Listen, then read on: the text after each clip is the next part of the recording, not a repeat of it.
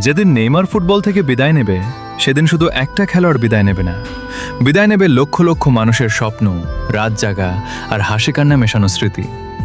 Brazil team support করে শুধু নেইমারের জন্য হয়তো সেদিন থেকে টিভির সামনে কেউ আর আগের মতো বসবে না। রাত 2টার ম্যাচ, যেখানে চোখে ঘুম কিন্তু মনে শুধু একটাই অপেক্ষা, আজ নেইমার কি ম্যাজিক দেখাবে। হয়তো কেউ আর সেই অপেক্ষায় থাকবে না। যে ছেলেটা ড্রিবল করে 3 থেকে 4 জনকে কাটিয়ে যেত, যে হাসি মুখে খেলতো, যে হারলেও কাঁদতো, জিতলেও কাঁদতো, সে একদিন চুপচাপ বলবে আমি আর খেলবো না। সেদিন তার ভক্তদের চোখে পানি থাকবে।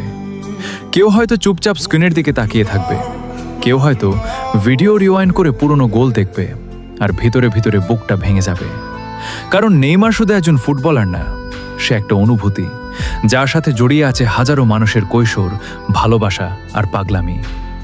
অনেকেই বলে নেইমারকে সবাই ভালোবাসে না, কিন্তু সত্যি বলতে যারা নেইমারকে ভালোবাসে না, হয়তো তারা ফুটবলের সেই সৌন্দর্যটাই পুরোপুরি বোঝে না। নেইমার, তুমি যখন বিদায় নেবে তখন স্টেডিয়াম হয়তো চুপ থাকবে, কিন্তু তোমার ভক্তদের হৃদয়ে তখন ঝড় চলবে। কারণ কিংবদন্তিরা কখনো হারিয়ে যায় না, তারা থেকে যায় প্রতিটা ড্রিবলে, প্রতিটা স্মৃতিতে, প্রতিটা ভালোবাসায়।